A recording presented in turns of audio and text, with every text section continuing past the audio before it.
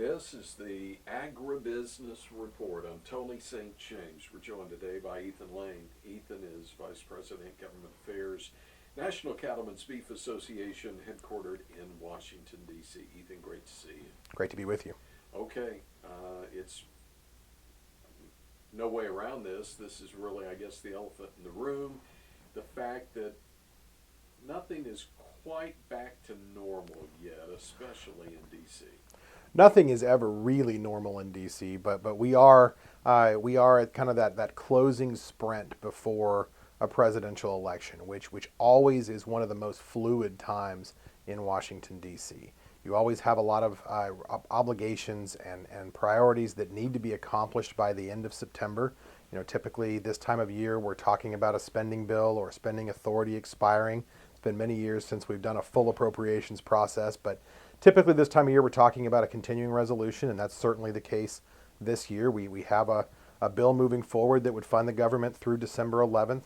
It would provide those necessary funds that are needed to keep the trains running on time around the country. We expect that to move through the U.S. Senate in the next few days and to the president's desk.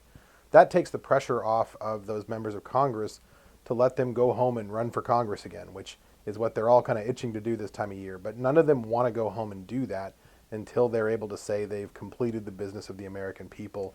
This bill that they're moving through now would meet those basic needs. It does, in its current form, provide another $20 billion replenishment back into the Commodity Credit Corporation.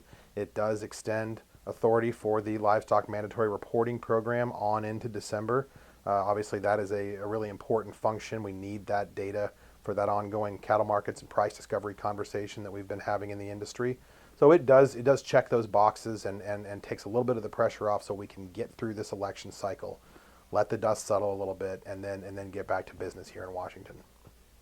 So you mentioned that. It makes me think of the Coronavirus Food Assistance Program. Uh-huh. The acronym is CFAP. We're pretty familiar with that now. Yep. And now CFAP 2, because we seem to want to do 2 or 2.0 or whatever. Has that factored into the conversation as well? Well, I think it has all year. I think Congress is looking at the effects, not just for us in agriculture. Obviously, that's what we pay attention to, but all of that $2 trillion, or really $3 trillion if you add up all of the aid that was directed towards the U.S. people at the beginning of COVID. How that has worked its way through the system, there's been a lot of evaluation throughout the year of, gosh, do we need more?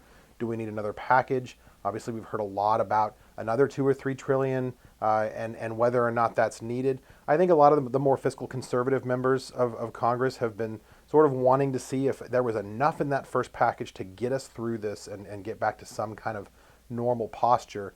You know, in the first round of CFAP, we were in some ways pleased because we've never really played that game before. The cattle industry doesn't typically ask the government for that kind of financial assistance.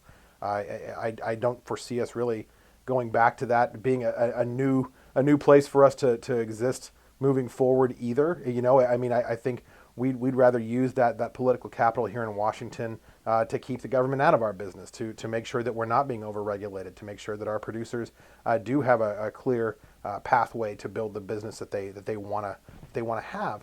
But it was really important to get that financial assistance in such an absolutely devastating year as this one has been for producers around the country. So that first round, that Part 1 and Part 2 payment structure that we saw, did get a lot of help out to the country. It had a lot of flaws. The April 15th cutoff date on those Part 1 payments really left a lot of producers high and dry. Obviously, that was right at the height of the pandemic. It was at the worst of the price environment. So producers that either held cattle waiting to see if the price environment improved longer than they would have, or just weren't ready to sell until later in the year, really took a bath in that program. You know, $33 a head in that Part 2 payment structure rather than that graduated payment in the 200 plus range on the Part 1 side. This CFAP 2 program does help with that a little bit. It pushes another $55 a head on the marketable livestock and those producers' operations. That does help a little bit. One place I would note in particular is on the cow-calf side. You know, our damage estimate that we had prepared back in the spring of $13.6 billion in economic damages to the cattle industry from COVID, indicated that in the cow-calf sector alone, we were talking about $111 a head damage estimate for cow-calf producers. Between CFAP 1, where those producers should have received about $66 a pair, and $55 in CFAP 2 for those calves, that gets them up to about $110 on that pair for the year. So that starts to make us feel like, okay, we're getting closer to where we wanted to be for our on-the-ground producers to make sure they were getting the assistance that economics tells us they needed out of that program. We're not done yet, but it's progress. It's definitely another step in the right direction. You mentioned that, and it also makes me kind of wonder about something else that the industry has been dealing with, and this is the cattle market side. Yep. Very, very tight rope of figuring it out on the industry side versus a regulatory side. Are we nearing any resolution there? Where are we? Well, we came out of our summer business meeting with pretty clear direction, and I think for the benefit of everybody in the industry, a compromise position that was unanimously endorsed by all of our state affiliates. That's a really important thing for my team here in Washington that takes their marching orders from our policy, right? That's formulated by our members around the country. That policy directed us to set up a working group that would evaluate those regionally sufficient negotiated trade numbers that are needed to really generate quality price discovery and robust price discovery so that we know where we're at.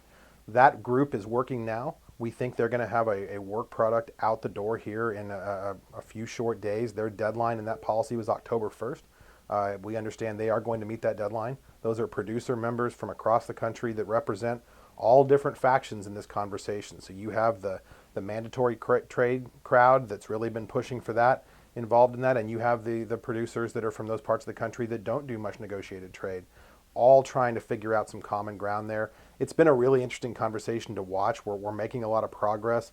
There's a lot of collaboration. So we're excited to have something that we think is going to give us that ability to really analyze what's needed in those individual areas and give us some direction moving forward so that if those levels aren't met and if we aren't reaching those negotiated trade levels that are needed to generate price discovery, that gives NCBA direction that we need to engage with Congress and with USDA to find a more stringent, a more stringent tool to make sure that we're getting there. Whether that be regulatory, whether that be legislative, whether that be a combination of those things. So we're working through that process now, and I think we're going to have something here in fairly short order.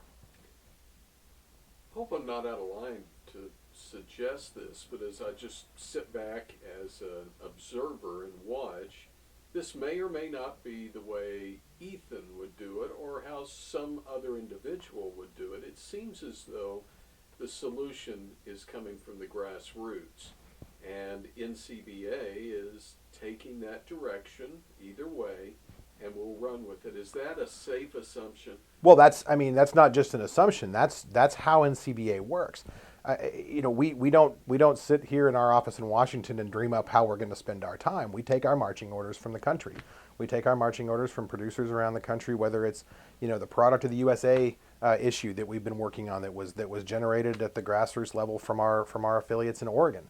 That felt like that was an issue NCBA needed to tackle. They brought policy to our annual meeting, and we moved forward with that and have been working on it ever since.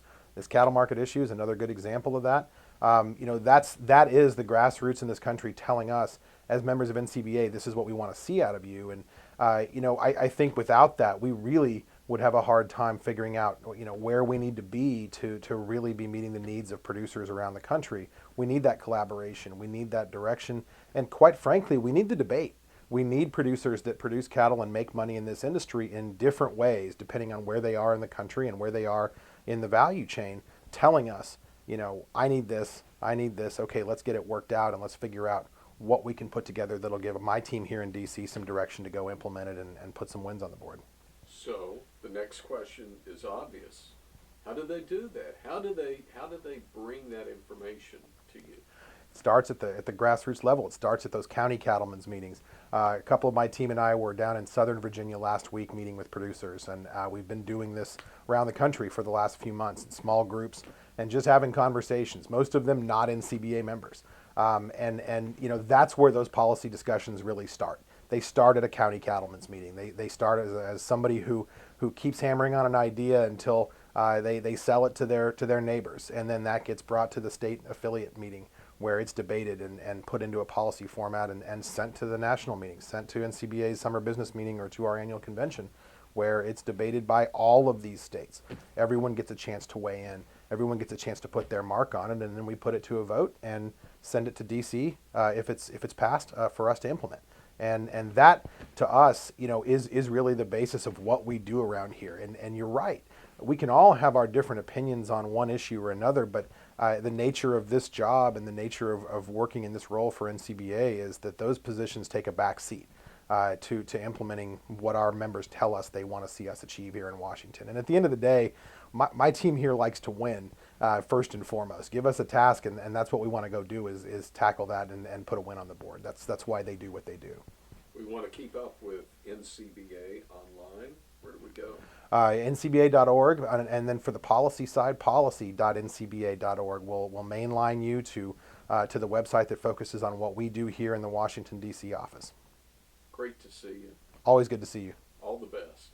Thanks, Tony. Ethan Lane is Vice President, Government Affairs, National Cattlemen's Beef Association in Washington, D.C. I'm Tony St. James. It's the Agribusiness Report.